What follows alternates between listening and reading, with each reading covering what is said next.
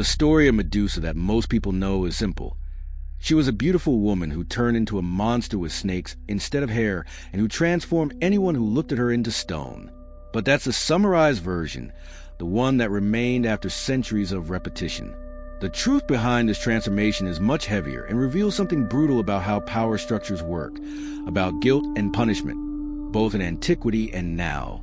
In the oldest version of the Greek myth, Medusa was already a monster from birth. She and her sisters, the Gorgons, were horrible creatures who lived isolated, far from humans. There was no drama, no transformation. They simply existed as part of the world of monsters that Greek heroes had to face. Medusa was just another obstacle in the path of Perseus, the hero who needed her head to save his mother from a forced marriage. In this version, there's no victim. There's no injustice. It's just a monster that needs to die for the story to move forward. But at some point, probably during the Roman period, this story changed. The poet Ovid, who lived at the beginning of the Christian era, told a completely different version. In this new story, Medusa wasn't born a monster. She was an ordinary woman, a priestess in the temple of Athena, the goddess of wisdom and war. Medusa was known for her beauty, especially for her hair, which drew attention wherever she went. And it was exactly this beauty that destroyed her life. Poseidon, the god of the seas, saw Medusa and desired her. He didn't ask permission, didn't wait for consent. He attacked her inside Athena's own temple, the place where she should have been safe, where she served the goddess with devotion.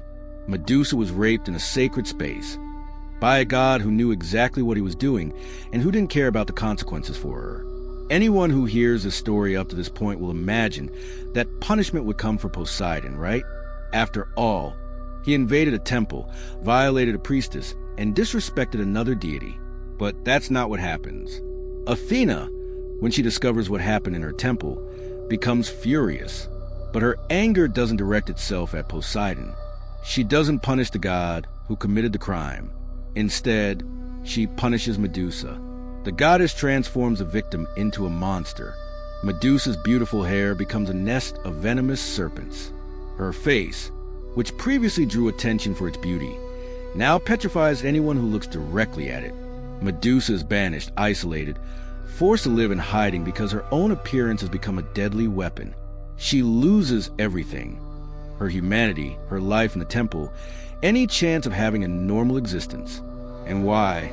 Because she was too beautiful. Because a god desired her. Because she was in the wrong place at the wrong time. This change in the story wasn't accidental. Ovid was making a social critique through the myth. He was showing how women, especially women who stood out in some way, were always the ones who paid the price for crimes they didn't commit. The logic behind Athena's punishment doesn't make sense from a justice standpoint, but it makes perfect sense when you understand how ancient society worked and how ours still works. The woman who is attacked becomes impure. The temple was desecrated.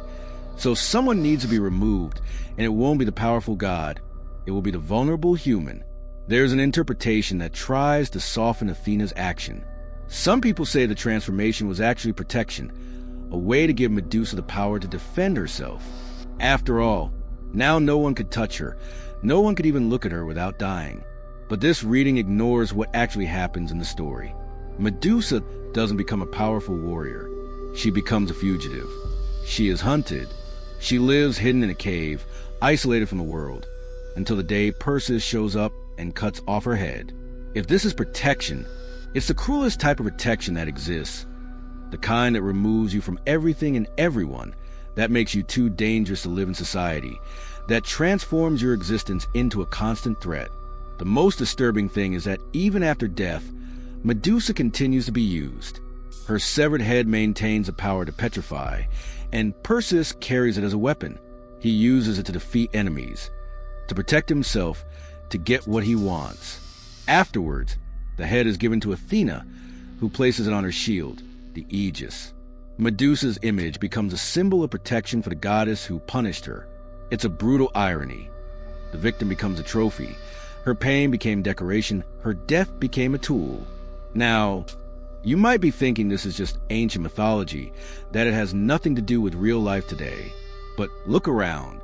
How many times have you seen a woman be attacked, harassed, or abused, And the first question people ask is, what was she wearing?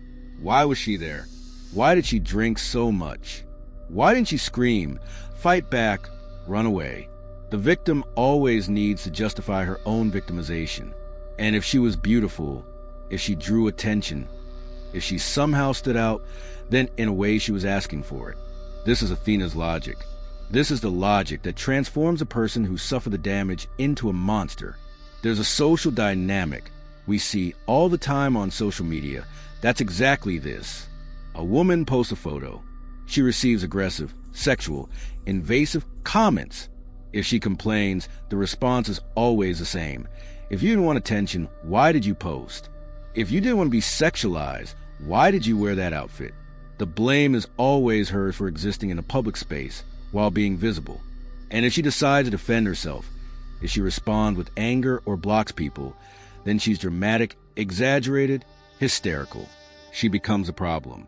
Just like Medusa, the woman who was attacked becomes a threat that needs to be isolated, canceled, removed. Medusa's transformation also speaks to something deeper. Societies fear the woman who cannot be controlled. Before becoming a monster, Medusa was a virgin priestess, dedicated to a goddess. She was within a specific role, controlled, safe. When Poseidon violates her, he breaks that control. She ceases to be pure, ceases to fit in the category where she was. And a woman who doesn't fit, who cannot be easily categorized, controlled, becomes dangerous. The solution is to literally transform her into danger, into something that justifies the fear and rejection. You see this working even today. Women who are too ambitious at work are called aggressive. Women who know what they want sexually are called promiscuous. Women who express anger are unstable. Every time a woman leaves a role that society expects of her, she is transformed into some type of threat that needs to be contained. And the most effective way to contain someone is to make everyone believe that person is dangerous, that looking at her with sympathy will somehow hurt you. There's another aspect that needs to be discussed. Medusa was punished for being beautiful, but her punishment was to become ugly and terrifying. This shows a poisonous contradiction in the way female beauty is treated. Society demands that women be beautiful, that they make an effort to be attractive, that they spend time, money, and energy conforming to aesthetic standards. But when a woman is too beautiful, when she draws too much attention, she becomes a problem. She awakens desire that needs to be punished, because that desire is seen as dangerous to the social order. So the solution is to destroy her beauty, transform her into something repulsive, make her a warning of what happens to women who dare to be noticed. And here's the part that connects everything to the way people live now. Think about how many women on the internet suffer exactly this cycle. They post photos, videos, content. When they become popular, they start receiving massive attention. Part of that attention is positive, but a huge part is aggressive, sexualized, invasive. They are admired and attacked at the same time. If they complain about the aggression, they're accused of attention-seeking. If they try to defend themselves, they become bigger targets. And eventually, many of them leave the internet or create completely different personas, hide who they really are, because they discover that being seen is dangerous. Medusa's head on Athena's shield also tells us something important. Even destroyed, the woman still serves a purpose. She becomes a symbol, an image that other people use for their own ends. How many times does a woman's pain become content for someone else? How many trauma stories are transformed into entertainment, into moral lessons, into warnings? The person who suffered loses autonomy over her own story. She becomes an example, becomes a meme, becomes a cautionary tale. Her humanity disappears, and all that remains is the function she served for others. Philosophically, the myth of Medusa raises questions about responsibility and punishment that are extremely current. Who deserves to be punished when a crime happens? The person who has power and commits a violation, or the vulnerable person who suffered? In theory, everyone would say it's obvious. Punish the criminal. But in practice, what happens repeatedly is that the weight of punishment falls on whoever was already hurt. Because punishing the powerful is complicated, has consequences, creates conflicts. It's easier, more convenient, to punish whoever is already at the bottom, whoever has no way to defend themselves. This appears in workplace harassment cases.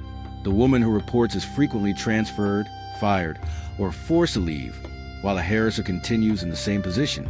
This appears in schools, with a child being bullied is advised to change classes, to avoid certain places, to modify their behavior, while the aggressors rarely face real consequences.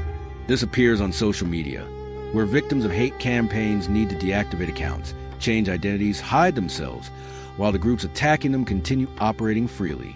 Medusa's transformation also speaks to how society deals with trauma. Instead of treating the wound, offering healing or support, trauma is seen as something that contaminated the person. She became marked impure, different, and this difference is not tolerated, it's rejected. The victim carries the mark of what she suffered, and because of that is pushed away, as if trauma were contagious. You see this when people who went through horrible experiences realize that nobody wants to hear them, that their pain makes others uncomfortable, that it's easier for everyone if they just disappear and stop reminding everyone that bad things happen. There's also a reading about the gaze. Medusa petrifies whoever looks at her. This can be interpreted as the fear of the female gaze that recognizes and denounces. A woman who looks back, who doesn't lower her eyes, who doesn't passively accept what's happening to her, becomes dangerous. She freezes the aggressor in the act, exposes what he's doing, forces him to see himself as he really is. That's why she needs to be destroyed before her gaze causes real damage to whoever has power. Think about how many women are attacked exactly for looking back, for responding, for not accepting silently. The woman who records a harassment and posts it online is called crazy, problematic. The woman who publicly denounces is accused of seeking fame, of being vindictive. The gaze that should freeze the aggressor, and shame turns against her. She becomes a Gorgon, the woman with a petrifying gaze that nobody wants to face, so she's removed from the conversation. There's an occult layer to this story that's also relevant. Medusa became a symbol of protection in magic and occultism exactly because she represents this power to repel evil through the gaze. Her image was placed on doors, amulets, armor, but what's being protected? And from whom? The message is, there's something so terrible here that if you look, you die. It's protection through terror, not through real strength. And that says something about how female power is often shaped, not as something constructive or creative, but as something destructive that needs to be feared. Society allows women to have power only when that power serves to protect others, or when it's so frightening that it pushes people away. Female power that's used for the woman's own benefit, that serves no one else, that's unacceptable. So when a woman tries to exercise real autonomy, she's seen as selfish, as a threat, as a monster. Medusa couldn't use her power to live, only to die isolated until being killed. Returning to the original question, why was Medusa really transformed into a monster? The surface answer is that Athena was angry about the desecration of the temple, but the real answer is darker. Medusa was transformed because someone needed to pay for what Poseidon did, and punishing a god is impossible, so you punish the mortal. She was transformed because her beauty caused desire, and desire causes problems, so you destroy the source of desire. She was transformed because a woman who suffered violence and continues to exist is a constant reminder that the world isn't safe and just. So it's easy to transform her into a monster and pretend she deserved it. The myth survived thousands of years because it touches on something that never changed. The structure that transforms victims into villains, that punishes vulnerability, that protects power at the expense of those without defense. This structure is still operating. It just changed clothes. Before it was gods and temples, now it's courts and internet. But the dynamic is the same. And perhaps the cruelest thing of all is the ending. Medusa is killed by Perseus, a hero who is remembered and celebrated. He's the brave one, the clever one, the victorious one. She's the obstacle he overcame. The woman who was punished for being a victim is killed for being a monster, and not even in death does she find peace. Her head becomes a weapon, trophy, symbol. She was never the owner of her own story.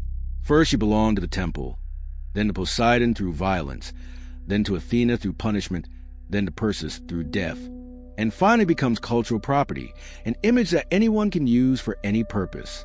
What Medusa's story teaches is not a beautiful moral lesson about bravery or destiny.